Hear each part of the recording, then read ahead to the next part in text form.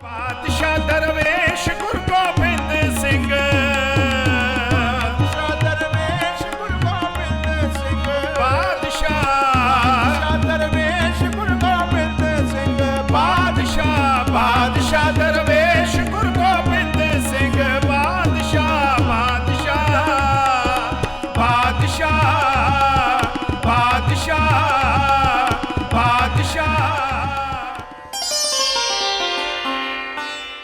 17वीं सदी के परम योद्धा, परम पुरुष के दासरे, महान तपस्वी, खालसा पंथ के बानी, संत सिपाही सरबंसदानी श्री गुरु गोबिंद सिंह जी बहुमुखी व्यक्तित्व के स्वामी हुए हैं।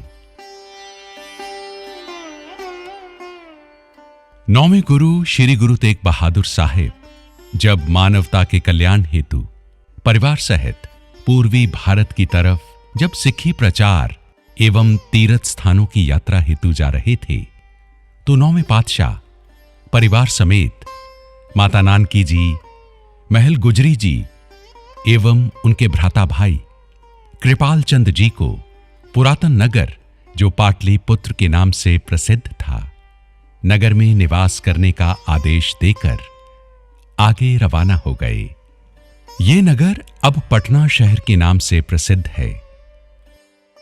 इसी नगर में सालसराय जौहरी की हवेली में पौष सुदी सप्तमी संवत 1723 बिक्रमी के अनुसार ईस्वी सन 1666 में दशमेश पिता श्री गुरु गोबिंद सिंह जी का आगमन हुआ। ये जिक्र गुरु गोबिंद सिंह द्वारा रचित स्वजीवनी बचित्र नाटक में मिलता है। तेहि प्रकाश हमारा भयो, पटना शहर विघ्न भवलयो।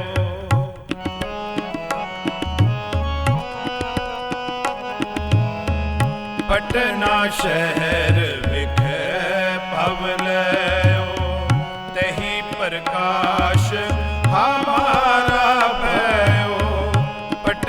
शहर विघ्न भवलयो, तेहि प्रकाश हमारा भयो।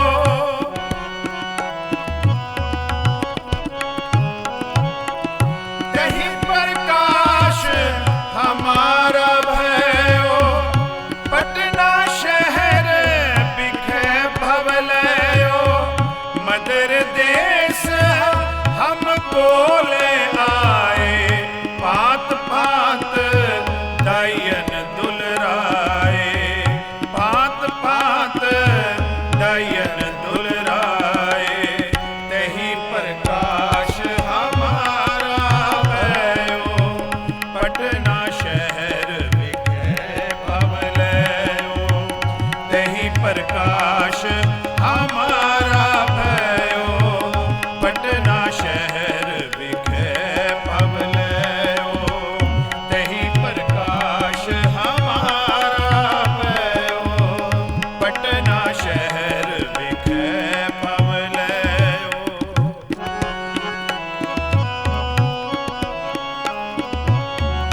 मोर पित पूरब कियस प्याना,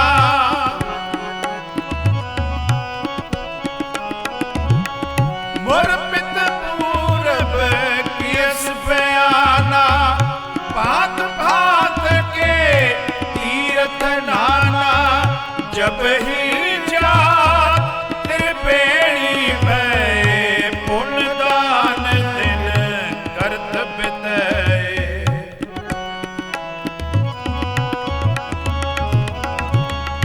मोर पित पूरब कियस प्याना, भात भात के तीर्थ नाना, जब ही जात त्रिवेणी भय, पुण्य दान दिन कर्तव्य तय, पुण्य दान दिन कर्तव्य तय।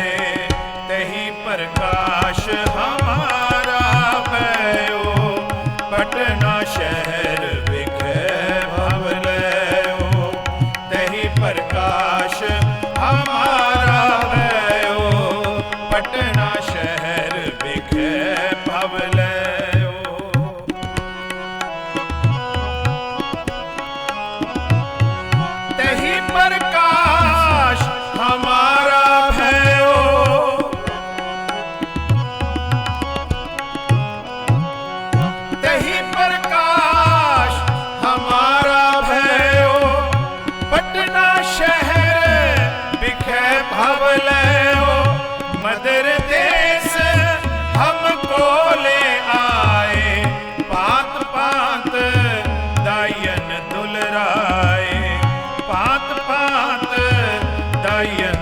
राय, तही प्रकाश हमारा भयो। पटना शहर बिखे भवलयो, तही प्रकाश हमारा भयो। पटना शहर बिखे भवलयो।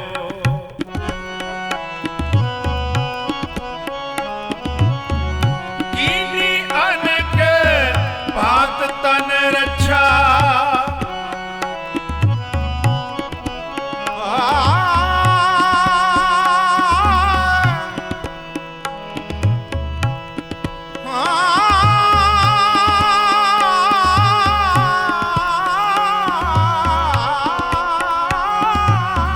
कीनी अनक बात तन रक्षा।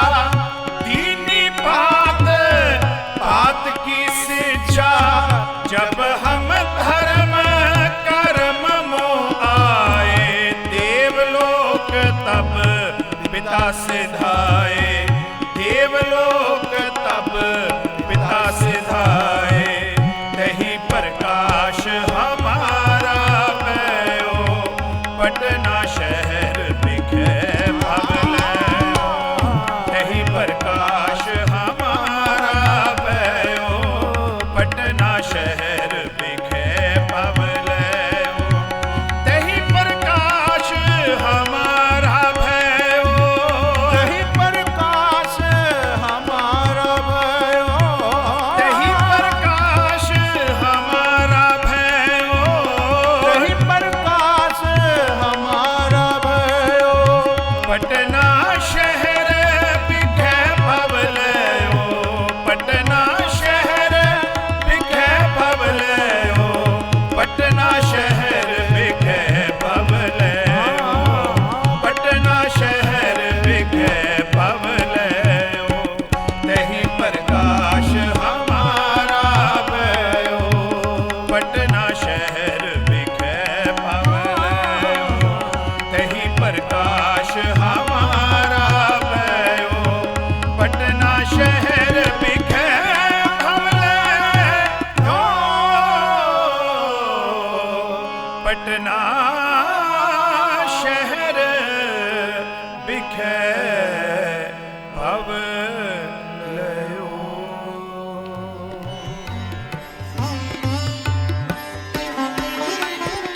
साहिब श्री गुरु गोविंद सिंह जी अकाल पुरख की मौज के मुताबिक गगन मंडल में तेजस्वी सूरज की भांति प्रकट हुए।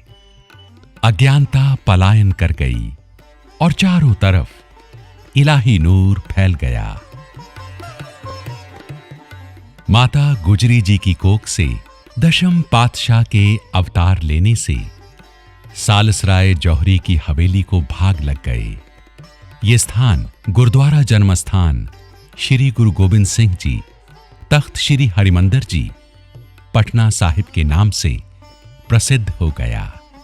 तख्त साहिब में गुरु दरबार सुशोभित है और साथ ही गुरु साहिब से संबंधित बहुमूल्य ऐतिहासिक वस्तुएं एवं उनके बचपन से जुड़ी निशानियां और शस्त्र आदि सुसज्जित हैं।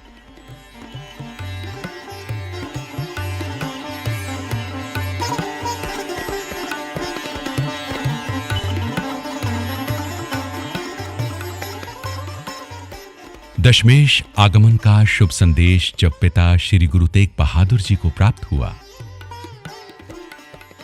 तब उन्होंने अपनी इसी नूरी संतान का नाम गोविंद राय रखने का आदेश दिया। श्री गुरु तेग बहादुर जी साहिबजादे के दर्शनार्थ आसाम से पटना साहिब पहुंचे। शहर के बाहर एक बाग में विश्राम किया जो करीब करीब सूख चुका था। गुरु जी के चरणों की छो प्राप्त होते ही ये बाग दोबारा खिल गया।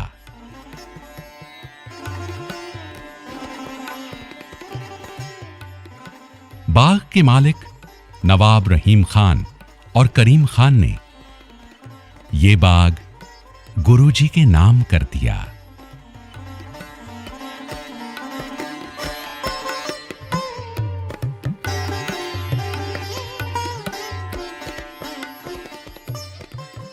गोविंद राय जी के दर्शनार्थ हेतु पंजाब से आए पीर भीखन शाह जी को समदृष्टि दशमेश पिता ने पीर जी की शंका को निवृत्त किया और मानवीय एकता का संदेश दिया।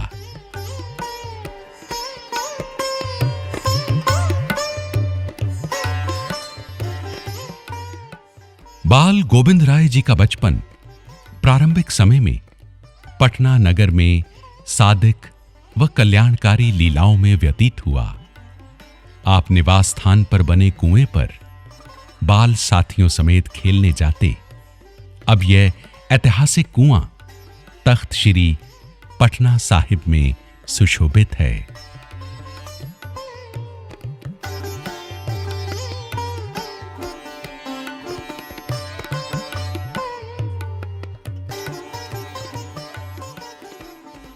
सम्मत 1728 ईस्वी में गुरु तेग बहादुर जी ने वक्त की नजाकत को पहचानते हुए सपरिवार वापस पंजाब श्री आनंदपुर साहब जाने का निर्णय लिया। ये सुनकर पटनावासी उदास हो गए, पर बाल गोविंद राय जी ने उन्हें दिलासा देते हुए कहा कि आप जब भी याद करोगे मैं आपके सामने दिखाई दूंगा। संवत 1729 बिक्रमी में गुरुजी का परिवार लंबी यात्रा के उपरांत श्री आनंदपुर साहब पहुंच गया।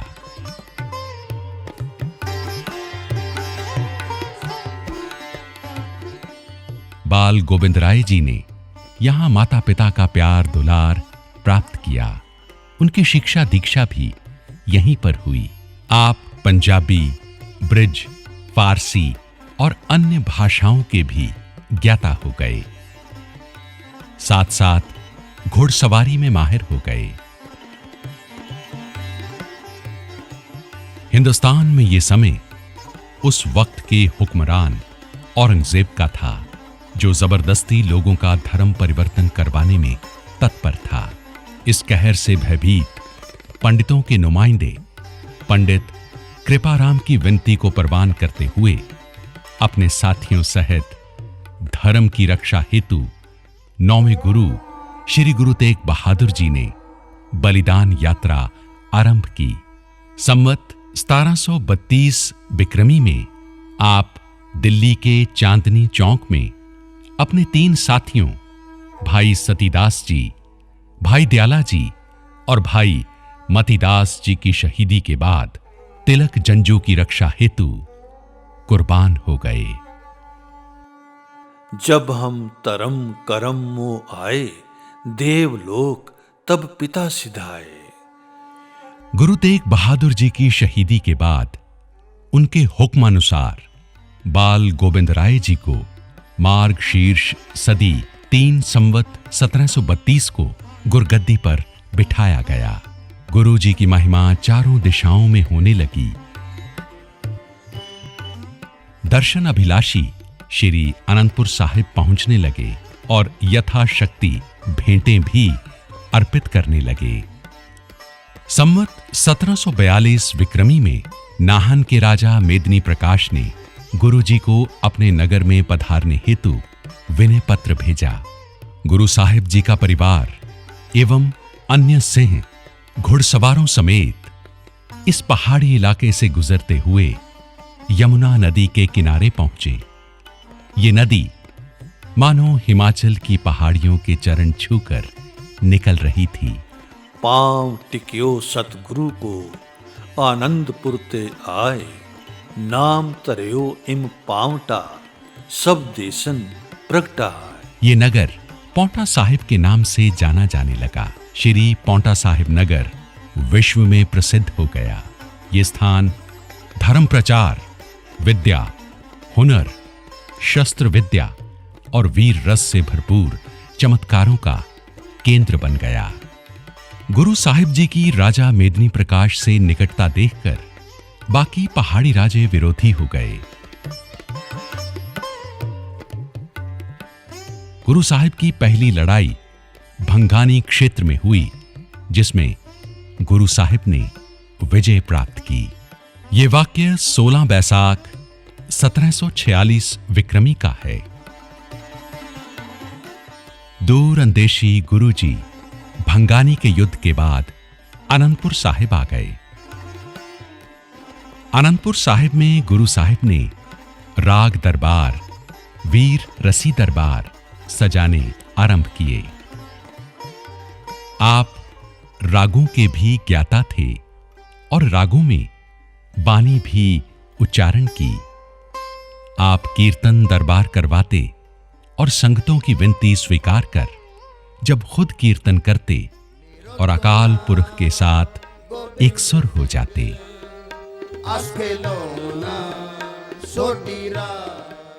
वक्त की नजाकत को पहचानते हुए श्री आनंदपुर साहिब में अनेक किलों का निर्माण करवाया। ओ गुरु गोविंद होए प्रगट्या 10वें अवतारा, जिन अलख अकाल निरंजना जप्यो करतारा। निज पंथ चलायो खालसा तर तेज करारा। सिर केस तार कर खड्ग को सब दुष्ट पछारा। आपने श्री आनंदपुर साहिब में संवत 1756 विक्रमी 1699 ईस्वी को खालसा पंथ की सृजना की। 5 प्यारों को सिंह की उपाधि देने के बाद गोविंद राय जी ने इन 5 प्यारों की ओर से बड़ी विनम्रता के साथ अमृत पान किया। गुरु व चेला एक हो गए। गुरु गोविंद राय से गुरु गोविंद सिंह हो गए। गुरु व चेले का भेद समाप्त हो गया और एक आदर्शक लोकतंत्र की बुनियाद रखी गई। आप जी ने कई स्थानों पर जंगों में विजय प्राप्त की, जो निजी हित के लिए ना होकर जुल्म को रोकने के लिए थी।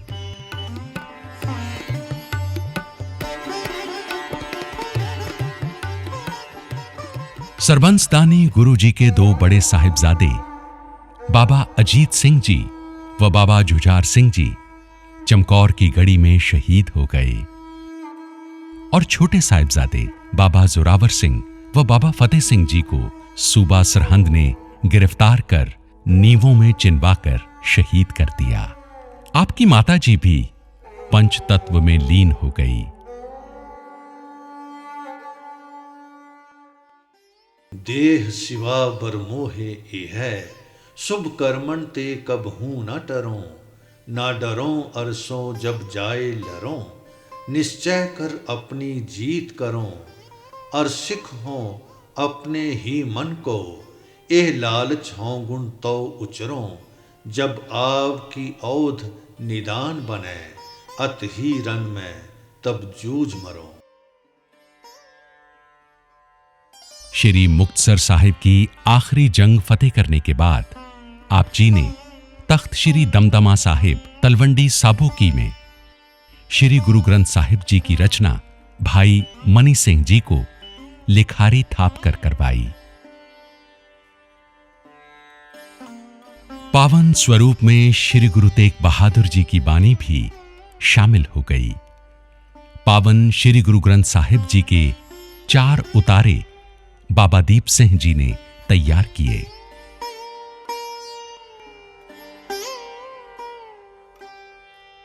जीवन के अंतिम पड़ाव में दशमेश गुरु जी ने महाराष्ट्र नांदेड़ में गोदावरी नदी के किनारे बंदा बैरागी को बंदा सिंह बहादुर बनाया। अंतिम समय नजदीक जानते हुए श्री गुरु ग्रंथ साहिब जी को गुरु पदवी से सुशोभित किया। विधिवत रूप से यह रस्म संपूर्ण हुई और आपने मनुष्यता को शारीरिक गुरु से छुटकारा दिलवाकर शब्द गुरु की ओर अग्रसर करने का निर्णय लिया और सिखों को आदेश दिया कि आज के बाद शब्द गुरु श्री गुरु ग्रंथ साहिब जी ही सिखों के गुरु हैं। सब सिखन को हुक्म है,